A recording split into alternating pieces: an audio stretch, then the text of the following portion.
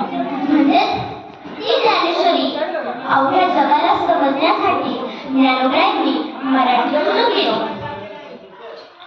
आणि त्या गीतेचे अलंकार म्हणजेच ब्रह्मानंद लहरी आहे. त्याचंच म्हणा ज्ञानदेव महाराज करतात. गीता अलंकार नाम ज्ञानेश्वरी ब्रह्मानंद लहरी प्रगट केली. म्हणजेच त्या गीतेचा अलंकार घातलेली ही ज्ञानेश्वरी म्हणजे ब्रह्मानंद लहरी आहे. त्याचं वर्णन जनाबाई करतात. ज्ञान होय गुणा अतिमूर्ख त्याच गडा वाचेल जो कोणी जणी त्यासी लोटांगणी. म्हणजेच डोळ्यांनी पंढरी पाहावी, तोंडाने ज्ञानेश्वरी वाचावी असे संत जनाबाईंनी सांगितलेले आहे.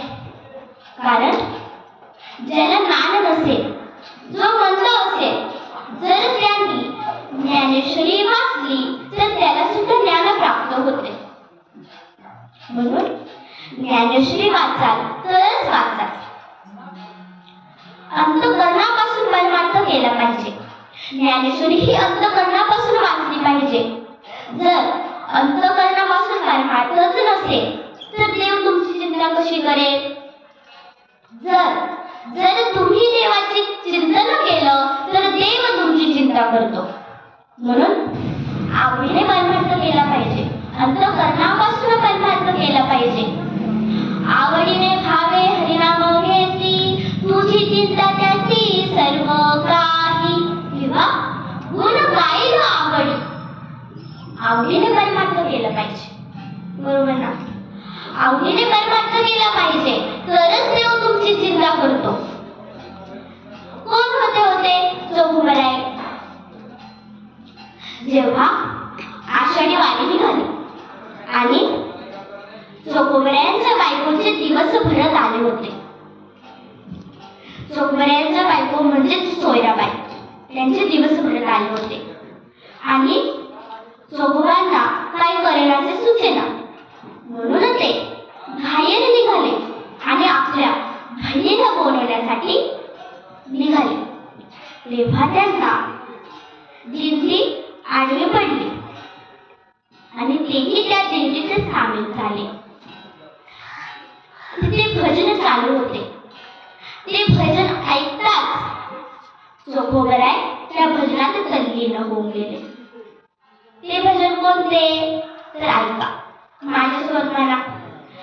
ज्ञानोबा माऊली तुकाराम, ज्ञानोबा माऊली तुकाराम, ज्ञानोबा माऊली तुकाराम, ज्ञानोबा माऊली तुकाराम, ज्ञानोबा माऊली तुकाराम, ज्ञानोबा माऊली तुकाराम, ज्ञानोबा माऊली तुकाराम, ज्ञानोबा माऊली तुकाराम, ज्ञानोबा माऊली तुकाराम, ज्ञानोबा माऊली तुकाराम, ज्ञानोबा माऊली तुकाराम, ज्ञानोबा माऊली तुकाराम, ज्ञानोबा माऊली तुकाराम, ज्ञानोबा माऊली तुकाराम.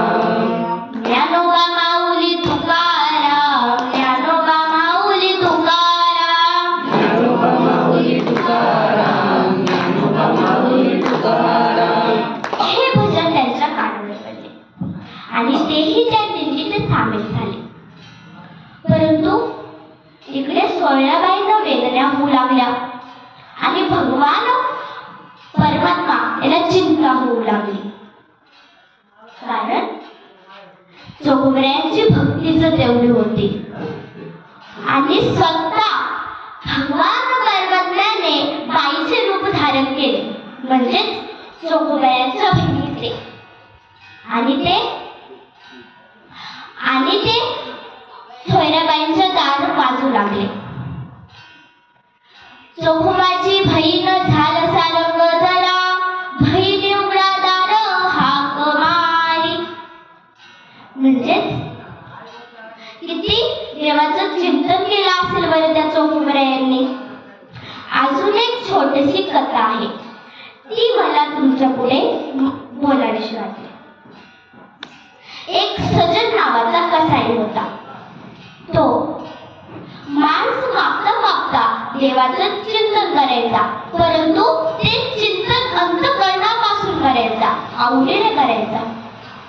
एक दिवशी तो त्याच्या भजनात उन्हात लीन होऊन गेला की त्याचे मांस कापता कापता बोटे तुटली आणि देवाला त्याची दया आली आणि स्वतःहून भगवान परमात्मा तिथे आला आणि ते मांस विकू लागला.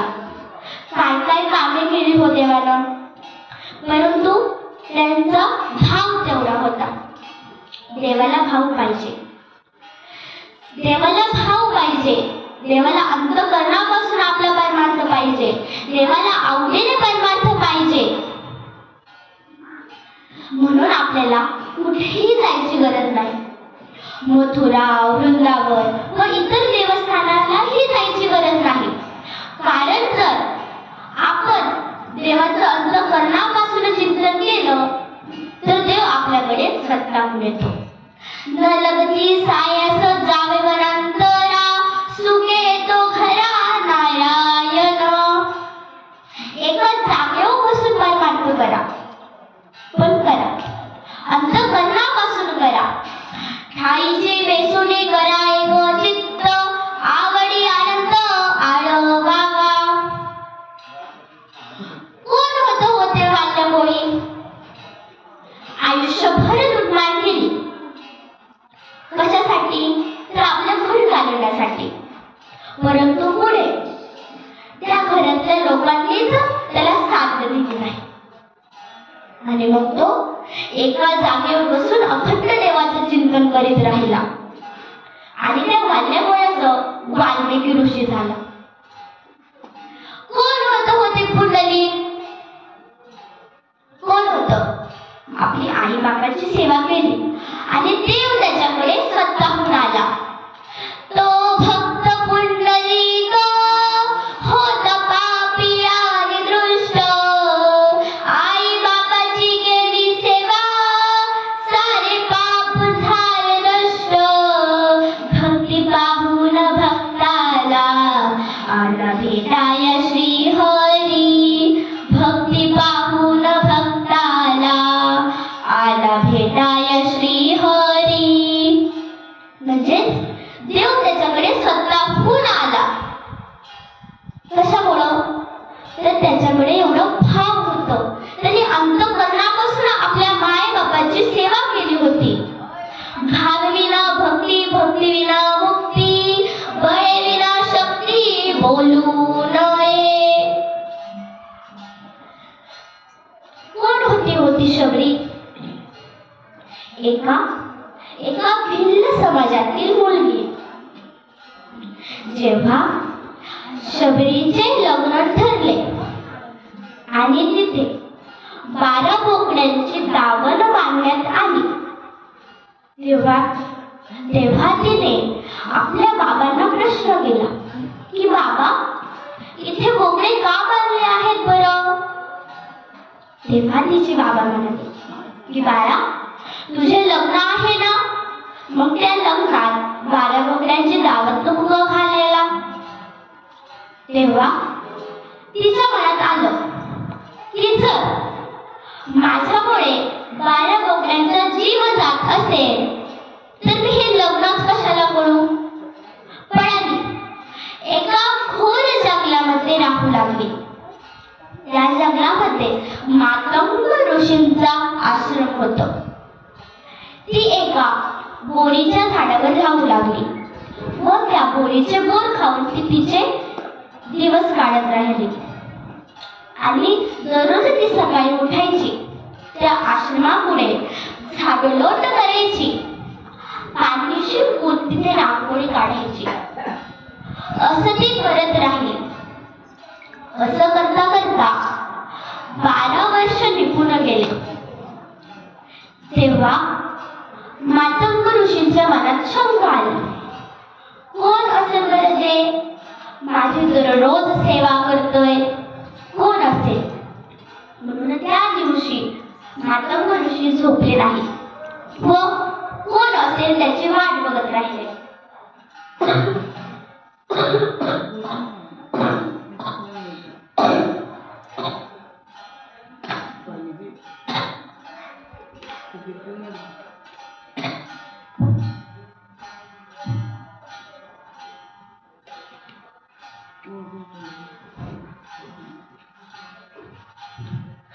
तेव्हा ते रात्रभर झोपले नाही आणि जेव्हा शबरी माता झाडलोट करायला आली तेव्हा मातंग ऋषींनी तिला पकडले आणि तिला प्रश्न विचारले, कोण आहेस ग तू, कुठून आलीस, काय नाव तुझं, काय गाव तुझं? हा प्रश्न मातंग ऋषींनी तिला विचारला. तेव्हा शबरी माता म्हणाली की माझे नाव शबरी, मी एका भिल्ल समाजातील मुलगी. आणि तिच्यासोबत घडलेला प्रकार मातंग ऋषींना सांगितला. ते सांगितलं. मातंग ऋषी तिच्यावर प्रसन्न झाले आणि तिला म्हणाले, काय हवंय तुला, तुझी इच्छा काय, तू माग मला. तेव्हा शबरी माता म्हणाली, माझा उद्धार झाला पाहिजे, मला रामप्रभू भेटले पाहिजे, तेव्हाच माझं चित्त समाधान होईल, तेव्हाच माझं चित्त समाधान होईल. असे शबरी माता मातंग ऋषींना म्हणाली. मग पुढे ती देवाचं अखंड तप चालत राहिली. मातंग ऋषींनी ते आश्रम शबरी मातेचे हवेली करून ते निघून गेले आणि शबरी मातेचे अखंड तप चालू राहिले. ते तप चालू राहिले आणि ती बोलायची की माझे रामप्रभू येणार, मला भेट देणार आणि माझा उद्धार होणार. असं ते तिच्या मनाचं चालत असायचं. तेव्हा ती अखंड तप चालू ठेवायचे. ते तप कोणतं, ते भजन कोणतं? बोला, श्रीराम जय राम जय जय राम, श्रीराम जय राम जय जय राम, श्रीराम जय राम जय जय राम, श्रीराम जय राम जय जय राम, श्रीराम जय राम जय जय राम, श्रीराम जय राम जय जय राम. असं ती अखंड भजन करायची, अखंड जप करायची. तेव्हा तिचे नख वाढत गेली, तिचे दात काळे पडले, तिचे कपडे फाटले आणि ती पूर्ण म्हातारी झाली. परंतु तिने ते भजन अखंड चालू ठेवले, कारण तो संतांनी दिलेला शब्द होता आणि तिचा संतांवर खूप विश्वास होता. संतांची या पायी हा माझा विश्वास, सर्व भावे दास झाले त्यांचा. म्हणजेच तिचा संतांवर खूप विश्वास होता आणि ती बोलायची की नुसते रामप्रभूच नाही येणार, तर रामप्रभू सोबत लक्ष्मणही येणार. जब मेरे राम जी का आवन होगा, शबरी की कुटियों का पावन होगा. जब मेरे राम जी का आवन होगा, शबरी की कुटियों का पावन होगा. साथ साथ लखन जी का दर्शन होगा, शबरी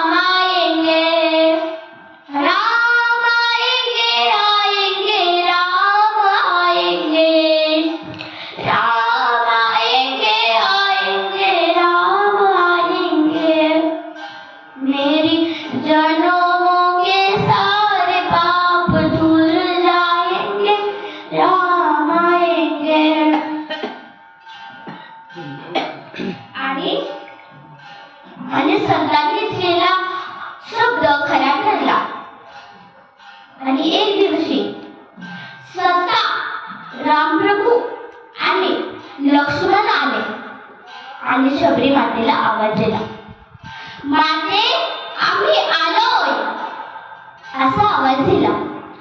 शबरी मातेने डोळे उघडून पाहिले तर तिच्या समोर साक्षात रामप्रभू आणि लक्ष्मण दोघे दिसले. तिने पटापटा देवाला आसन टाकले आणि ज्या बोरीच्या झाडावर तिने 12 वर्ष काढली त्या बोरीचे बोर तोडून आणले आणि ते बोर पहिल्यांदा ती खायची. कारण बोर जर किडकं किंवा तुरट किंवा आंबट असेल तर ती फेकून द्यायची आणि जे गोड बोर असतील ते रामप्रभूंना आणि लक्ष्मणाला द्यायची. तेव्हा देवाने हे पाहिले का की तिने आंघोळ नाही केली, तिने दात नाही घासले. काय पाहिलं तर फक्त भाव पाहिला. काय पाहिलं? भाव पाहिला आणि ते खाल्लं. देवाला तुमचं काहीही नको, तुमच्या पैशाची प्रॉपर्टीची देवाला काहीच गरज नाही. देवाकडे सगळं आहे. देवाला फक्त पाहिजे तर आपला भाव. थोर प्रेमाचा भुकेला हाची दुष्काळ दयाला. देवाला फक्त भाव पाहिजे. कोणी कोणी म्हणतं देव खात नाही, देव झोपत नाही, देव नाचत नाही. तर देव येतो, देव झोपतो, देव उठतो म्हणूनच तर आपण उठतो. कोण कहते हैं भगवान खाते नहीं, बेर शबरी के जैसे तुम खिलाते नहीं. कोण कहते हैं भगवान सोते नहीं, माँ यशोदा के जैसे तुम सुलाते नहीं. म्हणजेच देव खातो, देव झोपतो, देव सगळं करतो. फक्त देवाला काय पाहिजे तर आपला भाव पाहिजे. जर भाव असेल तर देव आपल्याकडे स्वतःहून येतो. म्हणून तुम्ही आईचा गोंधळ घाला, तुम्ही काही देवाचं करा, फक्त भाव धरून करा. तुम्ही देशाची सेवा करा, जनावरांचं वर दया ठेवा किंवा धर्म जागरण करा, पण भाव धरून करा.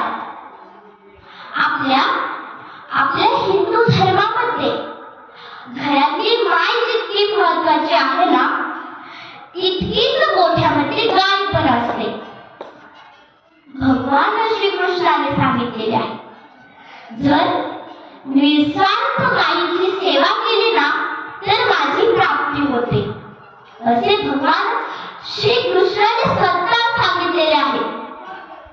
तसेच स्वराज्य संस्थापक छत्रपती शिवाजी महाराजांनीही सांगितले आहे, जर तुम्ही गायीची सेवा केली तर तुम्हाला देवाची प्राप्ती होते. म्हणूनच तर म्हणतात गाय हमारी माता है, जन्म जन्म का नाता है. आता 10 ते 15 वर्षापूर्वी मुसलमानांची संख्या 10 ते 12% होती, परंतु तीच आता संख्या झाली आहे 32 ते 33%. 10 ते 15 वर्षापूर्वी ख्रिश्चनांची संख्या 6 ते 7%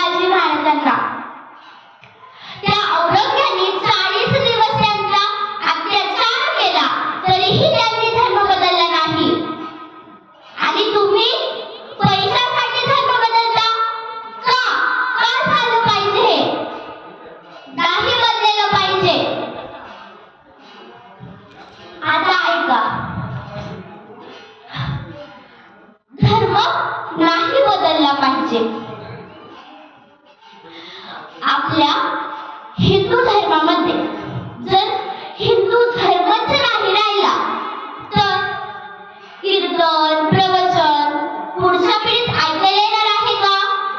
नाही. कारण का मुसलमानांची ख्रिश्चनांची संख्या वाढेल आणि ते ऐकायलाच भेटणार नाही. आपण हे सप्ताह कशासाठी ठेवतो तर आपल्या पुढच्या पिढीला पण काय तरी भेटावं म्हणून आपण हा सप्ताह ठेवतो. म्हणून आपला धर्म बदलू नका. जय हिंद एवढे बोलून मी माझ्या प्रवचनरूपी सेवेला पूर्ण विराम देते. पुंडलिका